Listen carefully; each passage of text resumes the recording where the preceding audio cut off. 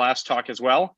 There are some more talks in the Slack, but I'm going to move on to our last speaker today, who is El-Mehdi El-Arar. He's a third-year PhD student at Paris-Saclay, and he's going to be talking to us about bounding nonlinear error operations. And Paul, I'm going to have to ask you to unshare your screen so that Mehdi can share his. Great. All right, okay. Mehdi, go ahead. Okay, I'm going to share my screen. Okay, great. And okay, we can see that. Okay, thank you for the presentation, for the introduction. Hello, everyone. I am very excited to present you today about bounds on nonlinear errors for variance computation with stochastic rounding. This work was done by me, Devan Soye, Pablo de Oliveira, and Eric Petit, and it is a part of Interflow project. My presentation is a summary of a publication that we have submitted. It is available in arXiv. You have the reference here. The stochastic rounding used as a replacement of the default deterministic rounding mode has shown higher accuracy in different applications such as neural networks or climate modeling. Regardless the theoretical analysis made on this rounding mode, Theo Marie and Nick Hayam have introduced a new approach based on Markangels and Asimov-Ding inequality. This approach allows to compute tight probabilistic bounds of the forward error. However, me, Devan Soye, Pablo de Oliveira, and Eric Petit, we have proposed another approach based on a bound of the variance and the Benjamin-Chebyshev inequality. The applicability of these two approaches on algorithms with linear errors, such as the inner product or Ornell algorithms, have proved the forward error and show probabilistic bounds proportional to square root nu instead of nu for the deterministic bound. To the best of our knowledge, there is no theoretical analysis or research made on algorithms with nonlinear errors with the stochastic rounding. Changolub and Levesque have proved the forward error of the deterministic rounding mode for different algorithms that compute the variance. And in this presentation, Mehdi, can I just double check? Are you still on slide 2, or did the screen freeze? Yeah, I'm in slide 2. Oh, okay. I was just worried. My apologies. Yeah, I'm in slide 2 in the last yeah. And in this presentation, we investigate 2 algorithms referred to as textbook and TruePath that compute the variance. So in my presentation, firstly, I start with some stochastic rounding properties, and I turn to algorithms that compute the variance. Firstly, I compute the bias, and I will show that these 2 algorithms are biased. But despite the existence of this bias, we have successfully extended the benefit of using stochastic rounding to these algorithms, particularly tight probabilistic bounds on the error. So throughout this presentation, let us denote F the set of floating point numbers and X hat the approximation of a real X. For 2 floating point numbers and an elementary operation, we have the standard model here, such that the relative error delta is lower than U. When using the default rounding mode, we have delta is lower than 1/2 U. For a real X, we denote the downward rounding as the biggest floating point number lower than X, and the upward rounding is the smallest floating point number upper than X. The stochastic rounding mode that I use in my presentation, I called SR nearness, and it consists in writing down with a probability 1 - p and rounding up with a probability p. This stochastic rounding mode is unbiased. If you compute the expectation of x hat, you will obtain the exact value. A sequence of elementary operation implies a sequence of random errors, and with SR nearness, this sequence of random errors satisfies this property. The mean is 0. The relationship between the random errors, it is important, and since the independence property is not always true, Canali, Ayam, and Marie had the excellent idea that a sequence of random errors obtained from SR nearness satisfies the mean independence property. That is a property between the independence and uncorrelated. You have the definition in the item 2, and you have the lemma proved by Canali, Ayam, and Marie. From this property, they have construct a martingale and then use the Asimov inequality to compute a probabilistic bound on the error.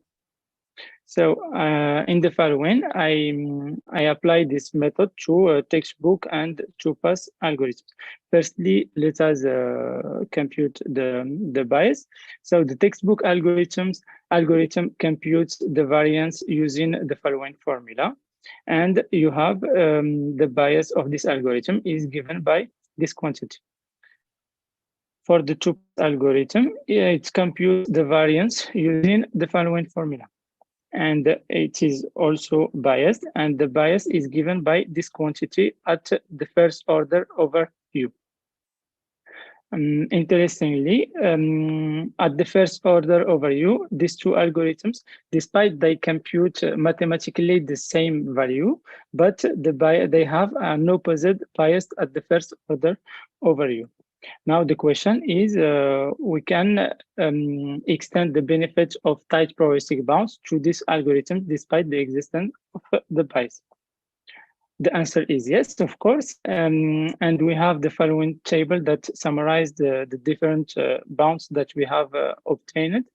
So when n is small, for the deterministic bound, the forward error is proportional to nu, while the three probabilistic bounds, they are equivalent to square root nu.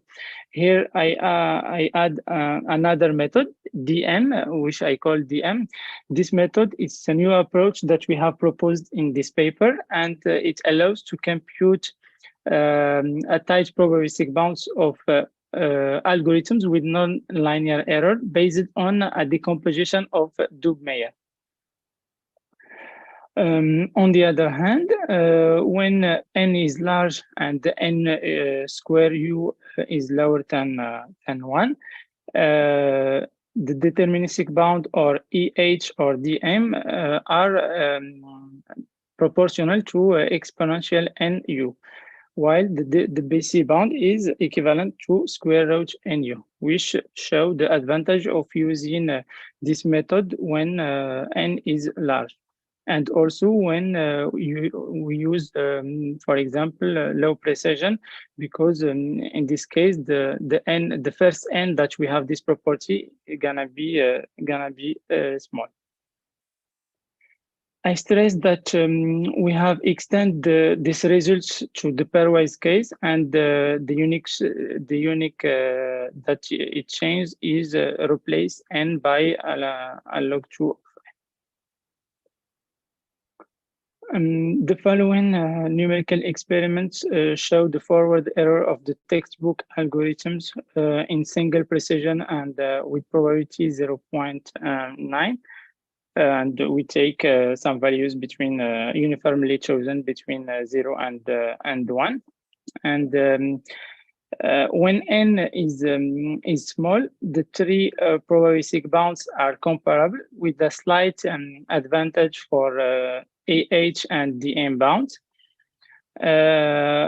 However, and as we have demonstrated in the table, when n is large, EH and DM bound grow exponentially faster than BC bound, which confirmed the previous theoretical analysis.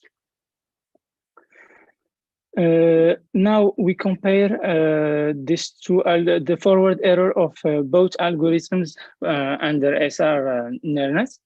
And when, for example, when the floating point numbers are randomly chosen with the zero mean distribution, the error absorption cancel each other out because positive and negative errors are uniformly distribution. Therefore, the two algorithms are comparable.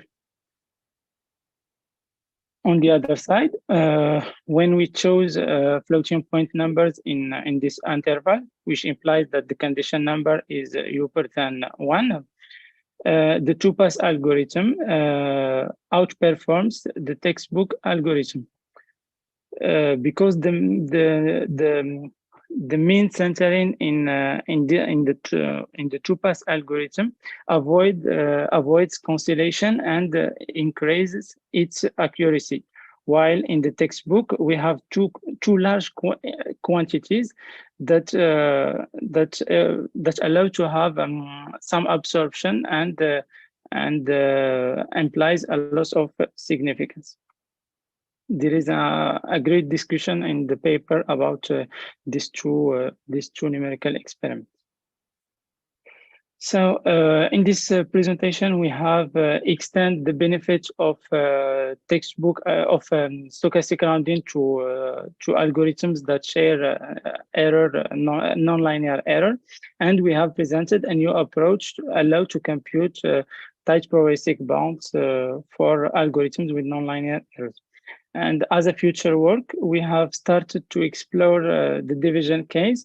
We have some great results about the inversion case, and we hope also to have a general framework that allows to compute probabilistic bounds with SR nearness for a lot of algorithms or a general framework. Why not? Thank you for your attention. All right, thank you, El-Mehdi. So maybe the first question, Ganesh, do you want to ask that directly? Yeah. Ganesh, you're muted. Nice talk. I was wondering what are some of the practical fast implementations of stochastic rounding? Can you mention some examples? Okay, I was waiting for this question. Until now, units hardware implementing stochastic rounding yet to be widely available in most computer systems. However, there is some I can show you in the backup. There is there is some processors such as graph core that support the idea of implementing with SR for binary 32 or binary 16 arithmetic, or the Intel neuromorphic shift-Lewy, or some patents from, for example, IBM or AMD or NVIDIA that supports the idea of implementing hardware with SR. There is an excellent survey by Crochy et al.